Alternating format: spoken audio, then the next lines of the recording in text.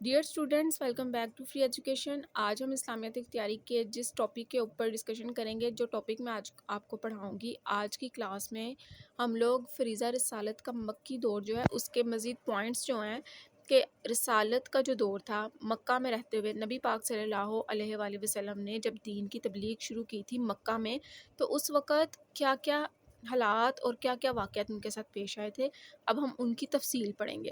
اس سے پہلے والی کلاس میں نے آپ کو فریضہ رسالت کا مکی دور جو ہے اس کا انٹروڈکشن پڑھایا تھا۔ آج کی اس کلاس میں آپ کو جو ٹاپک میں پڑھاؤں گی وہ ہے قریش کی مخالفت۔ اب سیدھی سی بات ہے کہ اللہ تعالیٰ نے اپنے نبی اور رسولوں کو، یہ اللہ تعالیٰ کے خاص بندے ہوتے ہیں جن کو اللہ تعالیٰ نے اپنے دین کی تبلیغ، اپنے احکامات کا جو ہے وہ کام ان کے ذمہ لگایا ہوتا ہے کہ اللہ کے بندوں تک پہنچانا ہے۔ تو رسالت کا مطلب ہو گیا کہ اللہ کے دین کو اور اس کے احکام کو لوگوں تک پہنچانا۔ اب کون پہنچاتے ہیں؟ وہ خاص نبی اور رسول جن کو اللہ تعالیٰ نے اس کام کے لیے مقرر کیا ہے۔ اب رسول پاک صلی اللہ علیہ وآلہ وسلم کے ذمے یہ کام تھا کہ انہوں نے دین کی تبلیغ کرنی ہے اور اللہ تعالیٰ کے دین کو لوگوں تک پہنچانا ہے۔ تو سب سے پہلے انہیں کس چیز کا سامنا کرنا پڑا؟ جب انہوں نے دین حق کی دعوت دی تو سب سے پہلے انہیں مخالفت فیس کرنی پڑی، قریش کی مخالفت۔ اب قریش کون ہے؟ یہ ایک قبیلہ ہے عرب کا، سب سے مشہور، طاقتور، اور یہ وہ قبیلہ ہے جس سے نبی پاک صلی اللہ علیہ وآلہ وسلم کا تعلق بھی ہے۔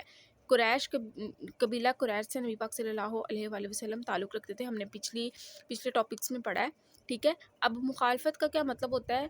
کہ کسی کے اگینسٹ ہونا، یعنی فار ایگزامپل کلاس میں گروپس بنے ہوتے ہیں، تو ایک گروپ کہتا ہے کہ جمعے والے دن ہوم اکنامکس کا پیریڈ ہوگا، دوسرا گروپ کہتا ہے کہ نہیں اسلامیات کا ہوگا۔ تو اب دو گروپ بنے ہوئے ہیں، اے اور بی۔ اے کہتا ہے ہوم اکنامکس کا ہوگا، بی کہتا ہے اسلامیات کا ہوگا۔ اب بی جو ہے وہ اے کے خلاف ہے اور اے جو ہے وہ بی کی رائے کے خلاف ہے۔ اس کو کہتے ہیں کہ کسی بھی گروہ کی یا کسی بھی قوم کی بات یا پیغام سے اتفاق رائے نہ کرنا بلکہ اپنی بات منوانا، اس کو کہتے ہیں مخالفت۔ یعنی کہ آپ نے دوسرے گروہ کی بات نہیں ماننی، اس کے اگینسٹ کھڑے ہونا، اس کی بات کو پورا نہیں ہونے دینا، اس کو کہتے ہیں مخالفت کرنا۔ تو اب قریش کی مخالفت کیا تھی، اس کو پڑھتے ہیں ہم۔ حضرت محمد صلی اللہ علیہ وآلہ وسلم رسول اللہ صلی اللہ علیہ وآلہ وسلم کے کردار میں نہ تو کوئی خامی تھی، خامی کہتے ہیں عیب، نقص، کمی، جو قریش کو آپ صلی اللہ علیہ وآلہ وسلم کی مخالفت پر اکساتی۔ اکسانے کا مطلب ہوتا ہے آمادہ کرنا۔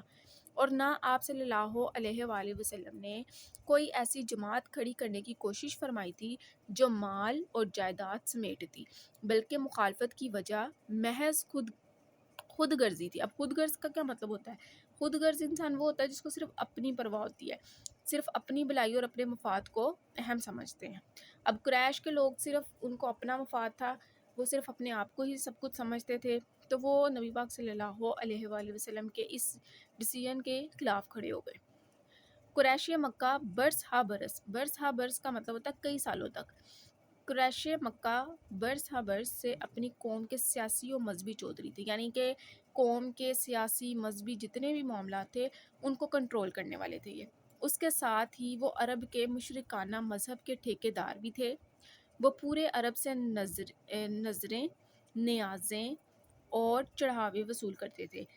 مذہب جب کاروبار بن جاتا ہے تو اس کی اصل روح فنا ہو جاتی ہے۔ گوناگوں کا مطلب ہوتا ہے مختلف یا طرح طرح کی، اور من گرڈ کا مطلب ہوتا ہے خود سے بنائی گئی جھوٹی روایتوں کا ایک طلسم قائم ہو جاتا ہے۔ طلسم یعنی جادو۔ اب یہاں پہ اس لائن کا مطلب ہو گیا کہ عرب کے لوگوں نے، کیونکہ اس وقت اسلام نہیں تھا، لوگ جہالت پہ ڈوبے ہوئے تھے، تو انہوں نے اپنی رسمیں اور اپنے سے من گرد باتیں بنائی ہوئی تھی، مختلف طرح طرح کی عجیب و غریب رسومات کے وہ لوگ عادی ہو چکے تھے۔ اللہ تعالیٰ کا دیا ہوا علم اور قانون گم ہو جاتا ہے اور اپنی بنائی ہوئی شریعت آہستہ آہستہ نشوونما پاتی چلی جاتی ہے۔ حق، نیکی، شرافت اور تقویٰ کا نام و نشان مٹ جاتا ہے اور مذہب فریب کاری کی صورت اختیار کر لیتا ہے۔ قریش مکہ کی مذہبی ٹھیکہ داری اور مجاوری۔ اب مجاوری کا کیا مطلب ہوتا ہے؟ کسی مقدس جگہ کی خدمت یا دیکھ بھال کرنا، ٹھیک ہے۔ اب قریش کے جو لوگ تھے انہوں نے اس چیز کا ایک ٹھیکہ لیا ہوا تھا، یعنی انہوں نے اس ذمہ داری کو خود قبول کیا ہوا تھا کہ وہاں پہ جو بھی مذہبی جگہیں تھیں جو بھی ان کا مذہبی اس وقت جگہ وہ جس کو کنسیڈر کرتے تھے اس کی دیکھ بھال انہوں نے اپنے ذمہ لی ہوئی تھی، اسی فریب کاری پر قائم تھی اور انہیں یہ گوارا نہ تھا کہ اس کے خلاف کوئی صدائے احتجاج، اب صدا کہتے ہیں آواز کو، بلند ہو اور ان کی مذہبی اجارہ دری ختم ہو جائے۔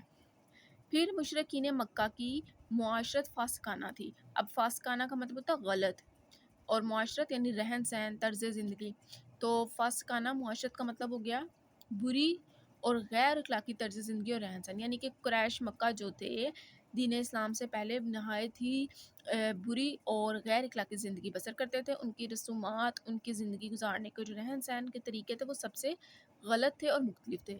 شراب، بدکاری، جوا، سود خوری، عورتوں کی تذلیل، بیٹیوں کا زندہ دفن کرنا، انسانوں کو غلام بنانا، کمزوروں پر ظلم ڈھانا، قتل و غارت گری اور بری عادت پر فخر، یہ سب ان کی زندگی کے لوازم تھے۔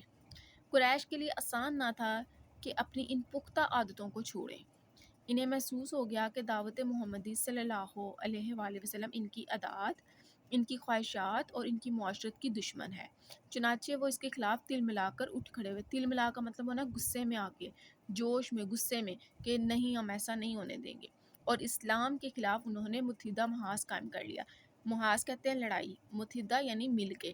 اب اتنے پیراگراف میں قریش کی مخالفت میں یہ چیز بتائی گئی ہے کہ کس طرح سے انہیں یہ چیز گوارا نہ تھا کہ نبی پاک صلی اللہ علیہ وآلہ وسلم جو ہے وہ دین کی تبلیغ کر رہے ہیں، وہ صحیح دین جو ہے وہ لے کر آئے ہیں، اور اگر ایسا ہو گیا تو ہماری جو یعنی کہ حکمرانی ہے، ہماری چودراہٹ جو ہے وہ ختم ہو جائے گی، اور وہ لوگ بہت غلط رسموں کے اور شرک سے وہ جو ہیں وہ ان کی عادات جو تھی ان میں شرک بھی شامل تھا، تو وہ ان رسموں کو چھوڑنا ان کے لیے مشکل تھا، اور انہیں لگتا تھا کہ اگر نبی پاک صلی اللہ علیہ وآلہ وسلم نے ان کو دین کی طرف بلایا تو یہ ان کے لیے بہت مشکل ہے، تو انہوں نے نبی پاک صلی اللہ علیہ وآلہ وسلم کی مخالفت شروع کر دی اور غصے میں ان کے خلاف اٹھ کھڑے ہوئے اور اسلام کے خلاف جنگ قائم کر لی، ٹھیک ہے۔